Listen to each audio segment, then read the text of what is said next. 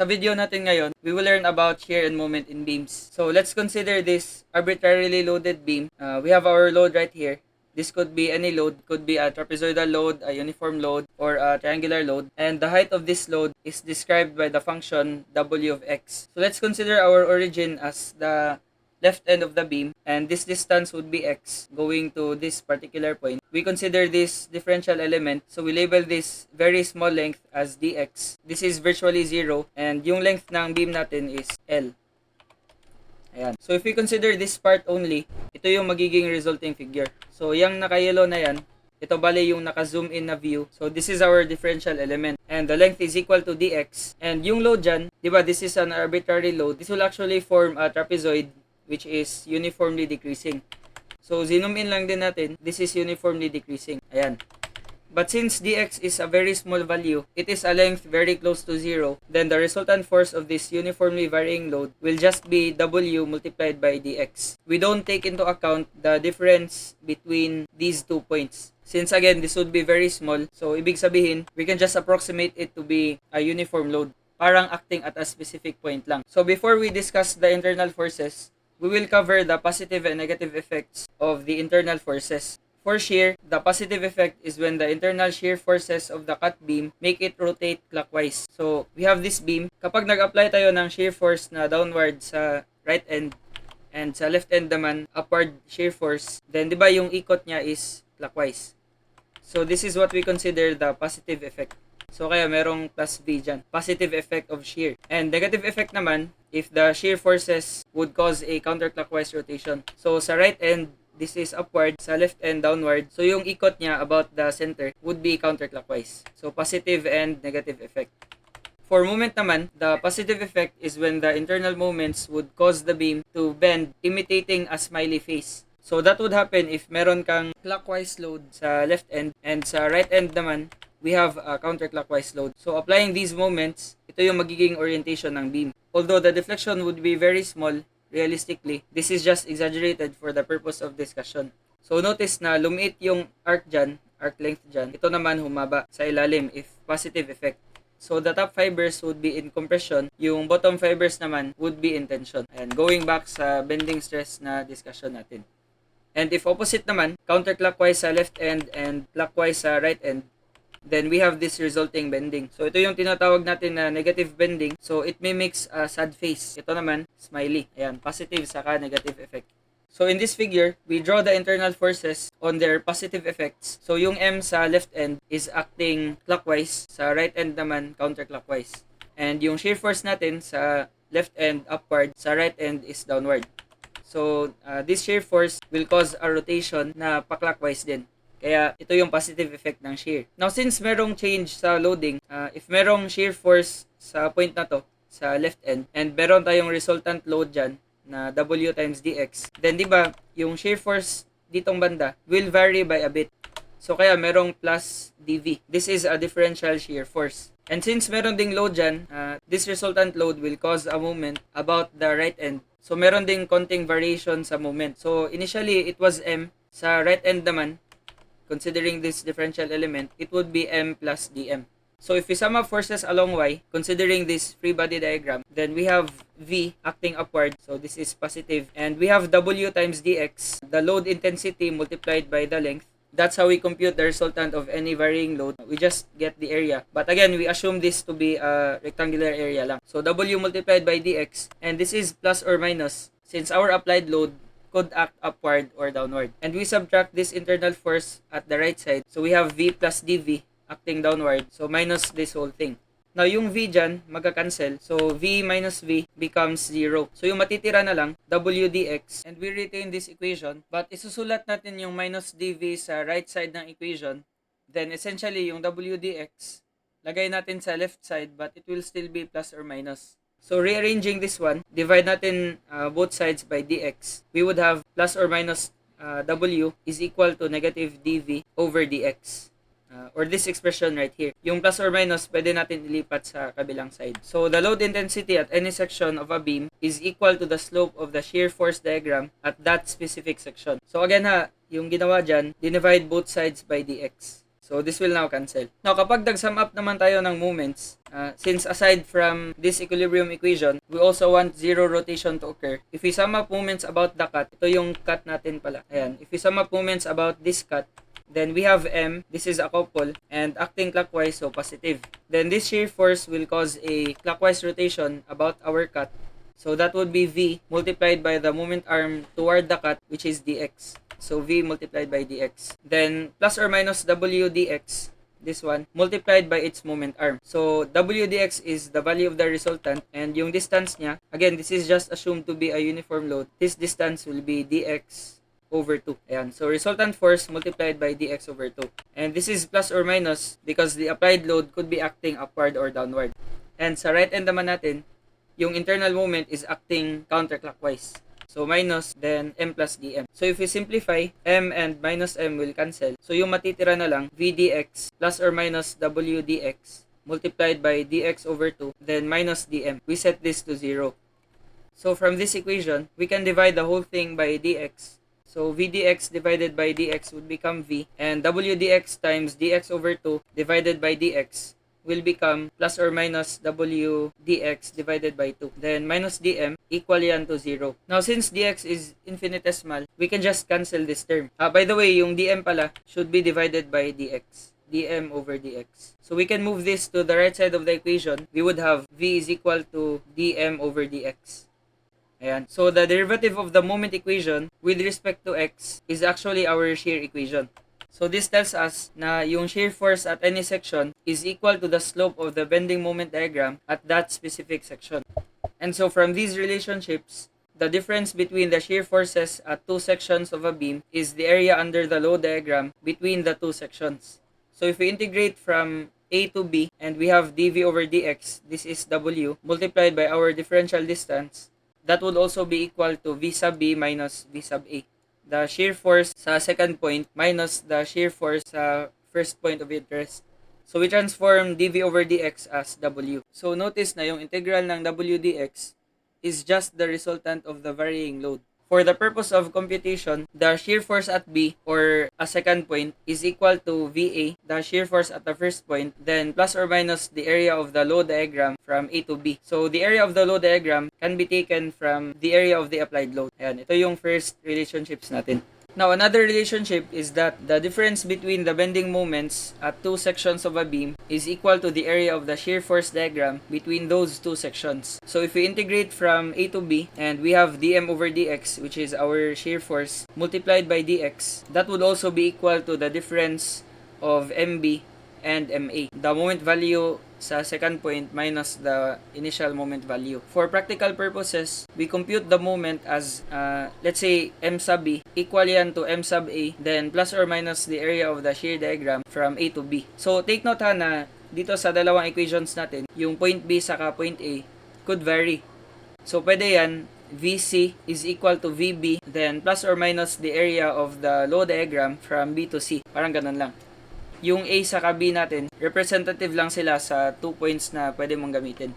So to summarize, the shear equation is the derivative of the moment equation, and the load equation is the derivative of the shear equation. Ayan, ito yung first two relationships. And if we compute the shear forces and bending moments, we can just use the area of the load diagram and the area of the shear diagram respectively. Now, if the load diagram is a polynomial of degree n, then the shear force diagram is a polynomial of degree n plus 1, and the bending moment diagram is a polynomial of degree n plus 2. So, plus 1 sa degree as we move from load to shear and from shear to moment. So, halimbawa, meron tayong concentrated load. Now, this is not a uniform load. So, yung magiging degree niya sa shear diagram, let's say ito yung load, and yung shear natin denoted as V yan, and yung moment naman is M. So, sa shear diagram, this would be 0 degree. Sa moment diagram naman, magiging 1 degree. Now, how about if we have a uniform load? Constant load applied throughout a length. Yung degree niyan will be 0. So, plus 1 sa degree niya, sa shear, magiging 1 degree. So, kapag 1 degree, it will be a line na naka-incline. So, it's possible na pag ganyan yung shape niya. Ayan, this defines a negative slope. Negative slope if from left to right, bumababa ka. Then, 1 degree could also mean a line that's oriented like this. So, this is a positive slope since from left to right, we are going up. Sa moment diagram naman, magiging second degree na yan. 0 plus 1 plus another one, second degree na. If second degree na yung load, then we would have a spandrel. Pwedeng paganyan yung form or the other way around. Paganyan. So this is a parabola to the second degree. Now, if we initially have a triangular load, meron siyang degree na 1. So, kung meron siyang degree na 1, then the shear diagram would already be to the second degree. Ayan. And yung moment diagram will be to the third degree. Now, since this is a downward slope, ito yung magiging equivalent line sa shear force diagram. And ito naman siya sa moment diagram. O ganyan. More on this later. So, again ha, kapag concentrated, 0 degree yung shear, yung sa moment naman, 1 degree. Tig plus 1 lang silang lahat.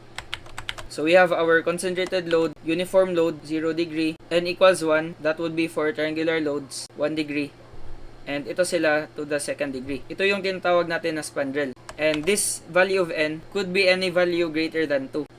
Greater than or equal to 2. Ayan. And if we have a parabola, then we call this a parabolic segment. So ito yung counterpart ng spandrel. If we draw a rectangle, ayan, and binawas natin yung area ng spandrel na yan, then this resulting area is this one. Ayan, parabolic segment. So kapag third degree na fourth degree, ganito pa rin yung shape. Naka-curve na siya.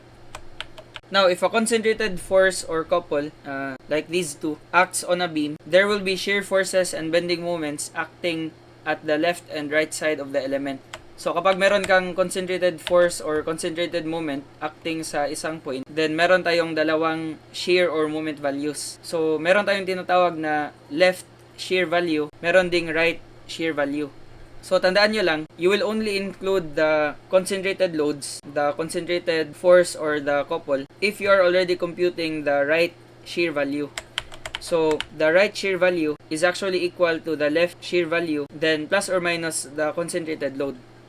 Yung plus or minus depends on the direction of the force. So, kung downward force, minus yung concentrated force. If upward naman, plus. Sa moment naman, if clockwise yung moment, positive. Then, if counterclockwise, negative. So, the moment value at the right is equal to the left moment value. Then, plus or minus the concentrated moment or the couple. So, sa equation method, we recall na ito yung positive effects. Itong mga nasa itaas. And we always want to draw the internal forces on the positive effect. Kahit from right yung cut natin, we consider only the positive effect. So, in-isolate ko na lang yung positive effect. Ito sila. Sa left end, shear is acting upward. Sa right end naman, acting downward. For the moment naman, clockwise sa left end, counterclockwise naman sa right end. Now, the shear and moment equation is the value of the shear force and bending moment expressed in terms of the variable distance x. And next, we draw the internal shear forces and bending moments on their positive effects. And to derive the shear or bending moment equation, we formulate the equilibrium equations by analyzing the left or right segment, depende kung alin yung mas madali, or ano yung side na mas kaunti lang yung loads, considering the cutting plane, and considering the external and internal loads. So halimbawa, ikakat natin yung beam, and then we will consider the left segment. If we consider the left segment, essentially, our cut becomes the right end.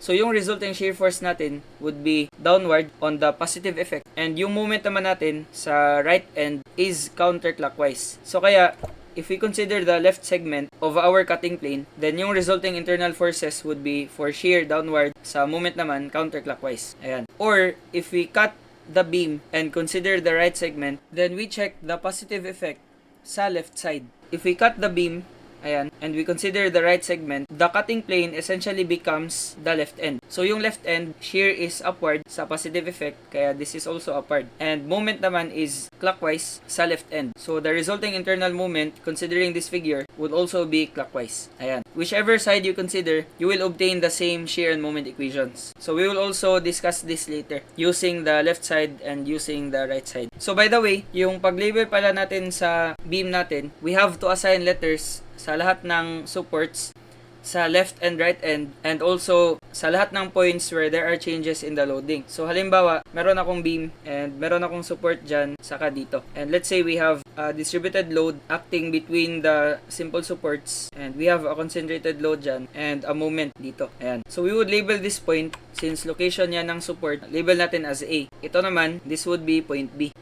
Now yung starting points and ending points ng varying loads, kasali din.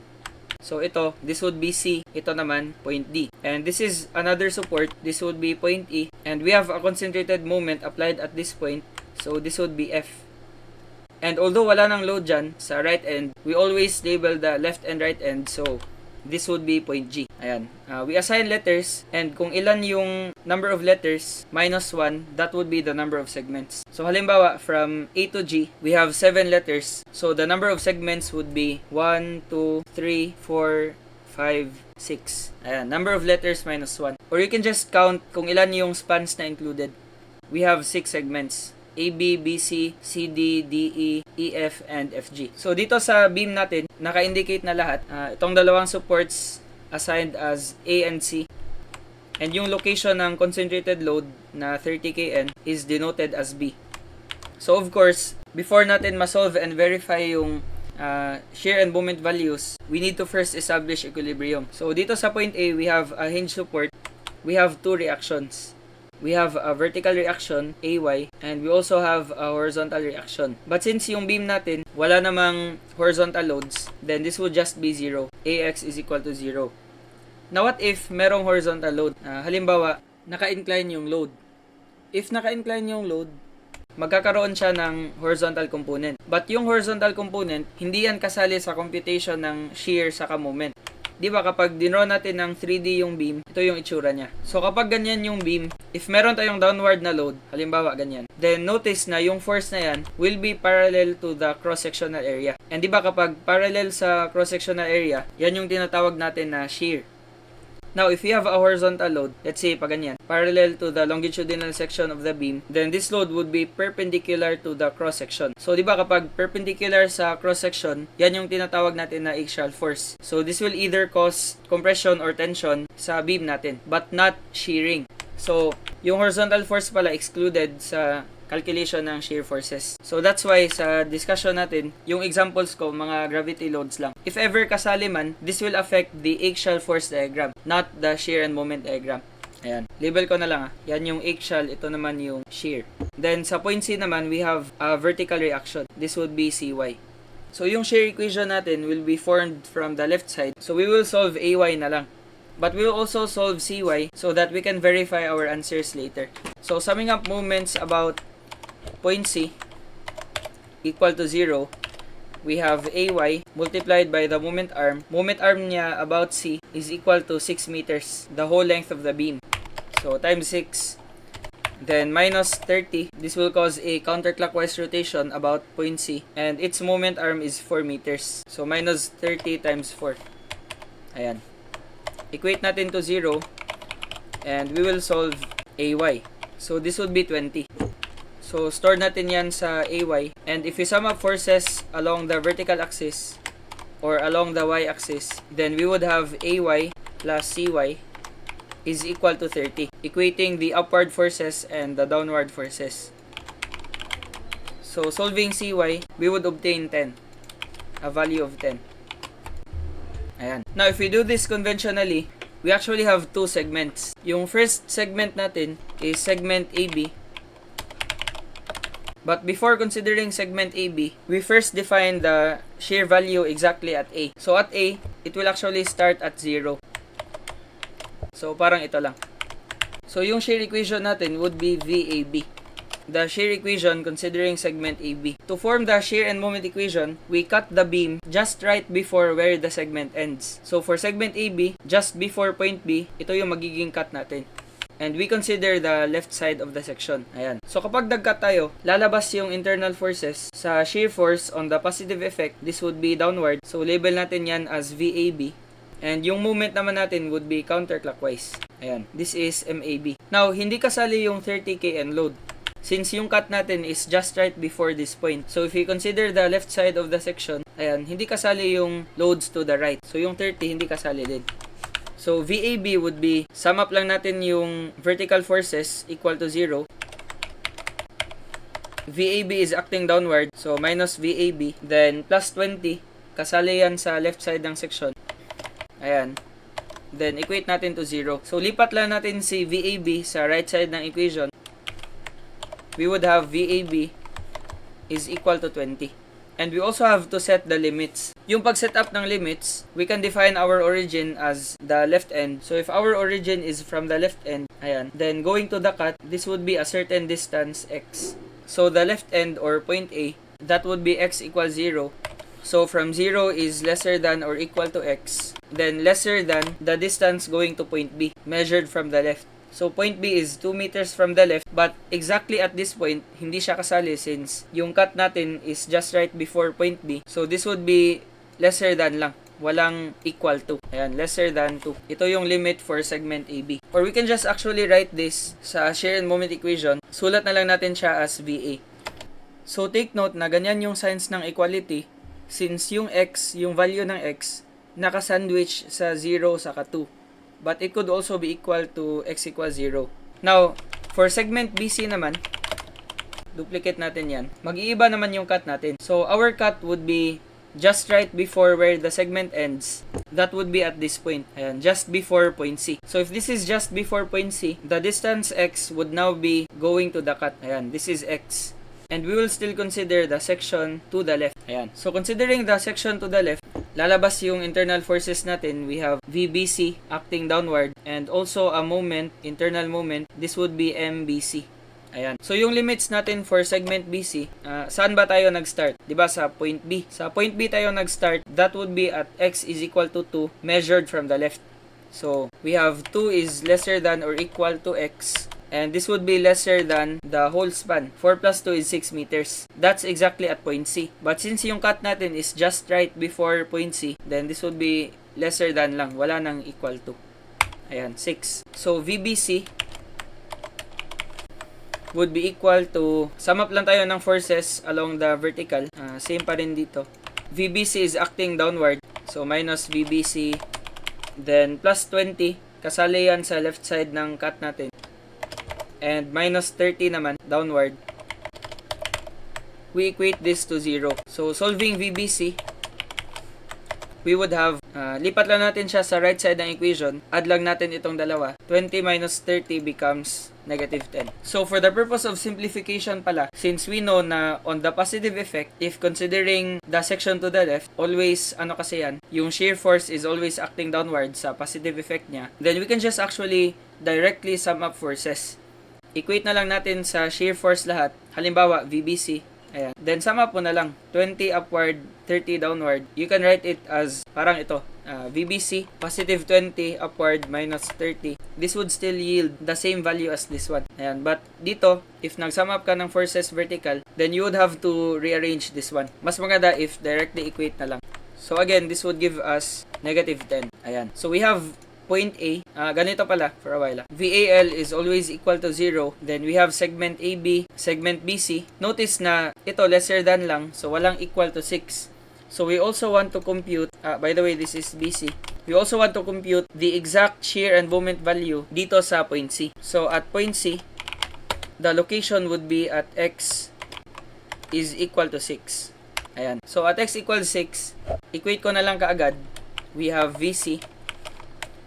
This would be equal to, considering the left side of the section, entire span na, we have 20 upward, minus 30 downward, then plus 10 upward. This would give us 0. Ayan. So, yung kailangan talaga natin, itong tatlo. Itong VAL, given na yan, always 0 yan. Highlight natin lahat. Ayan. This is segment AB, segment BC, and point C. Now, for the moment naman, let's say we want to form the moment equation of segment AB. Then we go back to this cut, this one. Ayan. We need to sum up moments about the cut and set the equation to 0. So kapag nag-moment ako sa cut na yan, I would have 20, this concentrated load, multiplied by x, yung perpendicular distance niya going to the cut. So I would have AY is 20, multiply ko yan by x. Then minus, MAB is a couple, so we directly add or subtract it. Yung direction niya is counterclockwise, so minus MAB. Set natin to 0, we can move this to the other side of the equation. So MAB would be equal to 20 multiplied by x. Ayan. So the same limits pa rin, 0 is lesser than or equal to x, then x is lesser than 2. That would be MAB. Now for MBC naman, we look at this figure, and consider the section still to the left. So we sum up moments about the cut equal to 0. We have AY multiplied by a distance x going to the cut. So 20 multiplied by x. Then minus 30 Ano yung moment arm niya patungo sa cut natin? Ito. Di ba hindi na x lang? Yung gagamitin natin na distance would be this one. Project natin yung line. What is the moment arm of the 30 kN load going to the cut? Ayan. Di ba this will be x. Ayan, x yan. Tapos babawasan natin ng 2 meters. Di ba? Ito yan. So the moment arm pala is x minus 2. So we have here 20 times x minus 30 multiplied by x minus 2. And we also add the concentrated moment, MBC. This is acting counterclockwise. So minus MBC equal to 0. Isolating MBC, we can move this to the right side of the equation. So this would be MBC is equal to this value. Ayan, 20x minus 30 times x minus 2. Now, still the same. If from the left yung origin mo, then you can just directly equate MBC sa moment caused by the external loads. But we can actually simplify this one. If we expand this, ayan, we would obtain this equation. Minus 10x plus 60. Or that would simply be 60 minus 10x. Ayan, 60 minus 10x. Now, exactly at point C, move lang natin to. Ayan. If we sum up moments about this particular point, exactly at C na, then MC would be 20 multiplied by 6 meters, then minus 30 kN multiplied by 4 meters, counterclockwise rotation. So, 20 times 6 minus 30 times 4 will just equal 0. So, the shear and moment values exactly at the right end would all be equal to 0. Kailangan always 0 yan. Now, what if we consider forming the shear and moment equation of segment BC from the right? Would it be more difficult or mas madali na lang? Check down natin. If we draw our equation from the right instead, if we set our cut at the left end and consider the right segment, ito yung mangyayari. If ito yung sinet ko na origin, then my cut would be just right before point B. Ayan. And I would now consider segment CB, which is the same lang sa segment BC. So this would be X. So I would now have segment CB. And if from the right, I would start at X equals 0 sa right end, patungo sa point B. Just before point B, B is exactly at X equals 4. So 0 is lesser than or equal to X. And x is lesser than 4 meters. Ayan. So, yung lalabas na internal forces would also be VCB saka MCB. But on the positive effect, kapag ito yung cut natin, nasa left end na siya. And if you look at the left end, sa left end, positive effect for shear would be upward. And sa moment naman, clockwise. So, ito na yung VCB. And yung MCB naman will be clockwise. So, if nag-sum up tayo ng shear forces equal to 0, or summation of forces along y equals 0, and we consider the right side of the section, then yung kasali lang, yung CY 10 acting upward. Then VCB is also acting upward, so plus VCB. Equate natin to 0, we can move 10 sa right side ng equation. So we have VCB is equal to negative 10. So, negative 10 yan, notice na that's the same sa VBC natin, negative 10. Ayan, ito, negative 10 pa rin. So, same result, even if from the right. Meron lang times na magkaiba yung equation, but same result if you plug in a certain value. So, halimbawa, nag-sum up tayo ng moments about sa cut equal to 0, then we would have yung 10 kN will cause a counterclockwise rotation about our cut. Ito. So, we would have minus 10 multiplied by the moment arm. Yung moment arm niya is x. Ayan. And our resulting internal moment is clockwise. So we have plus MCB. Equate natin to 0. Notice na mas madali yung equation natin compared kanina. Yung MBC natin, 20x minus 30 multiplied by x minus 2. Dito, yung MCB natin, if we rearrange this one, this will just be equal to 10 multiplied by x. Ayan. So, ito na yung moment considering segment CB. So, ito lang yung magbabago. For example, I want to analyze a point 3 meters from the left.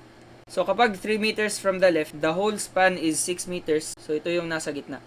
3 meters. If 3 meters from the left, ano yung gagamitin? BC or CB? Diba, if from the left yung origin, x is measured from the left, I will use BC, yung MBC kanina. So, 60 minus 10x, we substitute 3 for the value of x. This would give us 30. So, this is the moment exactly at 3 meters from the left. Ayan, 30 kilonewton meter. Now, if from the right yung kinonsider ko, from this point going to this particular point, then di ba, this would also be 3 meters din. So, kapag 3 meters yan, then from the right, I would have to use MCB. So, kapag yung MCB yung ginamit ko, M3 right, ayan, I would have positive 10 multiplied by x. So, 10 multiplied by 3 will still give me 30. Ayan, 30 dyan, dito rin, 30. So, same result, although magkaiba yung equation, ito 10x, ito naman 60 minus 10x. If we consider the actual x value based on the origin, then same lang yung results. If this point naman, this would be 5 meters, then ito naman 1 meter. Same result pa rin sila. If from the left, that would be 5 meters from the left. So, replace natin yung x by 5. We would obtain 10. Then, computing the moment from the right, this point would be 1 meter from the right end or from point C. This would also give us positive 10. So, there are some cases na mas maganda if from the right yung origin. So, pwede mong split yung origin. Let's say, for segment AB, from the left yung gagawin mo. Then, for segment BC naman, yung i-consider mo is from the right.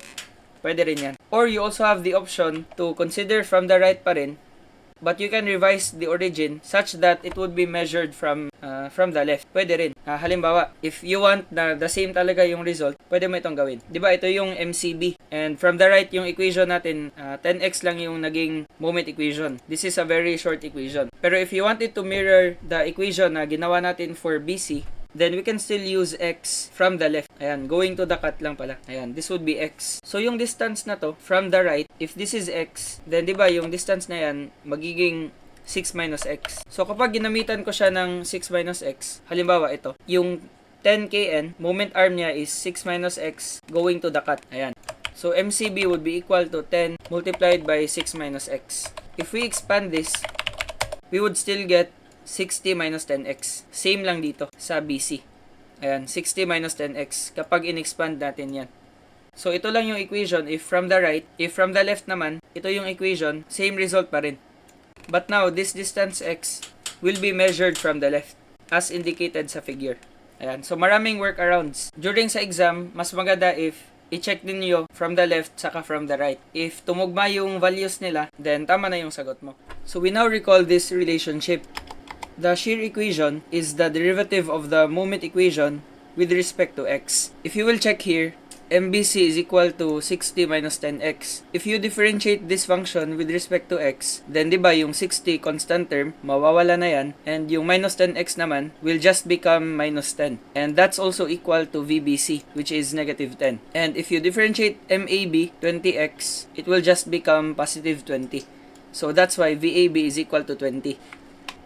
So that's how you go from the moment equation to the shear equation. Or if you integrate the shear equation, then you will arrive with the moment equation. Yung problema lang dyan, if you will just integrate the shear equation, it will not always result to the moment equation due to the placement of the loads. For example, yung 30 dyan has a moment arm of x minus 2. Ayan. But ito, kapag in-integrate mo yan, yung shear equation, hindi mo kasi alam na yung 30 is actually at a distance 2 meters from the left. So, hindi yan accounted for. That's why if you integrate minus 10, it will just become negative 10x. So, hindi yan gagana. Mas gagana if galing ka sa moment equation and you differentiate the moment equation, makukuha mo talaga yung shear equation. Ayan. Now, next, we're gonna draw the shear and moment diagram. To draw the shear and moment diagram, we just need to project lines sa lahat ng points na in-indicate natin kanina. So, we have point A, point B, as well as point C. Ayan. So, we first draw our baseline. The shear diagram is just called the V diagram. Then, this is our zero line. Ayan, our reference point. So, for the shear diagram, let's indicate our unit. This is in kilonewtons. So, check natin. Yung VAL is equal to 0. Again, always 0 yan. So, we indicate that point. We have this one. Ayan. Now, next, the shear in segment AB is equal to 20. So, this is a constant value. We don't have to check using a value of x. So, galing sa 0, aakyat siya sa 20. Ayan. And that's due to this concentrated load. So, from 0, umakyat siya to 20 since this is upward. And this is the same throughout AB. So, we have this straight line. Ayan. Now, how about for VBC? For VBC naman, since we have a concentrated load of 30 kN, and this is acting downward, from 20, bababa tayo. So, yung VBC natin, naging negative 10. So, from 20, we go down. Ayan. VBC is equal to negative 10. So, throughout this span, the shear force is equal to negative 10. So, minus 10, ito, 20 pa rin yan at this particular point. So, this would be the left shear value. Ito naman yung right shear value, accounting for the concentrated load. So, we draw this straight line, and then from this point, exactly at point C, VC is equal to 0. Since from negative 10, umakyat kasi tayo dahil sa concentrated load at point C. So, meaning, babalik na tayo sa 0. So, this is how you can check kung tama yung sagot mo. If nag-start ka sa 0 and nag-end ka sa 0, tama na siya. But if hindi nag-0 yung sa moment, then ibig sabihin may mali sa shear or may mali sa computation mo. Kasi dapat mag-0 yung shear saka yung moment. Hindi pwede yung shear lang.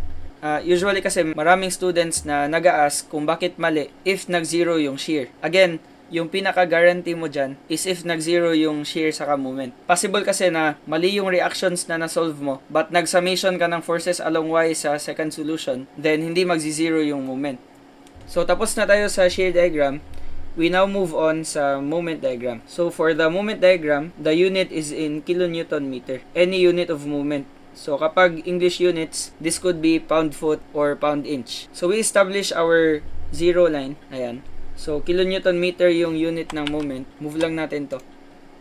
So, the moment exactly at point A is also equal to 0. We have MAL. Ito always yung end condition sa left end. So, we start from 0. And then, for MAB, the value of the moment is equal to 20x. So, we have to check at x equals 0, ano yung value niya. Diba at x equals 0, MAB will just be 20 multiplied by 0. Substituting 0 for x. So, 20 times 0 is just equal to 0. Now, its upper limit is equal to 2. So, we also have to check at x equals 2. So, at x equals 2, 20 multiplied by 2 is equal to positive 40. Ayan. Now, yung x equals 2, that's at point B. So, at point B, the value of the moment is positive 40. Now, what line do we use to connect 0 and 40? Check natin yung shear diagram. We recall the relationship na yung derivative ng moment is yung shear. So, yung derivative ng moment equation describes the equation of the tangent line. Diba? dy over dx. So, we will check the slope. The slope at this point is positive. Dito rin, positive. And they are the same value since constant lang naman, constant yung slope. And notice na we have a positive slope. So, yung slope exactly at this point will be equal to 20. Positive slope, diba, pa ganyan. Left to right, going up. Same slope yan dyan. So, we're just going to connect a line that fits the two tangent lines. So, that's going to be a straight line lang, pa ganyan. Anyway, parallel lang itong dalawa. Hindi masyadong na-emphasize. But ito yung magiging line natin. Ayan, we have a straight line. So, this will be 40. Now, yung degree niyan is 0 kapag meron kang horizontal line. So, sa moment diagram, we will now have a degree of 1. Ayan. Kasi lahat ng loads dito sa beam natin, concentrated load kasi. So, di ba same lang dito? If meron kang concentrated load sa shear, 0 degree. Sa moment naman, 1 degree. Next, we will check MBC. You can use MBC or MCB. Ayan, depende na lang sa ginamit mo. So, kung gagamitin ko yung MBC, yung limits niya from 2 to 6. So, I will check at x equals 2 and ano rin, at x is equal to 6. At x equals 2, copy ko lang yan. Then, substitute 2 for x. We have 40. So, at x equals 2, walang nagbago. Na walang nagbago since wala namang concentrated moment. Meron lang jumps or merong discontinuity if merong concentrated moment. Kagaya nito, di ba merong discontinuity dyan. Galing sa 20, naging negative 10 dahil merong concentrated load. Yung moment will not be affected by the concentrated load, only by concentrated moments. Now, at x equals 6 naman, 60 minus 10 multiplied by 6 will just give us 0. Thus proving na yung moment dito sa point C is equal to 0. Ayan. Now, yung slope ditong banda, negative na. And diba kapag negative constant yung slope, from left to right, we're going to move down. So, galing sa 40, ito yung negative slope, bababa tayo sa 0. Ayan. So, this is still to the first degree. Now, yung sinolve natin kanina, yung moment at 1 meter from the right, we can actually obtain this value by using ratio and proportion. Kapag meron ka na kasing diagram, you can just use geometry to solve any value. So, halimbawa, gusto kong isolve yung moment at 1 meter from the right.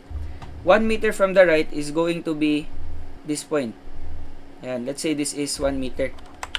So 1 meter from the right, we project this line. This will be 1 meter. And we can define this height as y. By ratio and proportion, this is equal to 40. So 40 is to this whole distance, which is 4 meters. 40 over 4. Equate ko yan sa ratio ng smaller triangle. The height is y. And the base is equal to 1.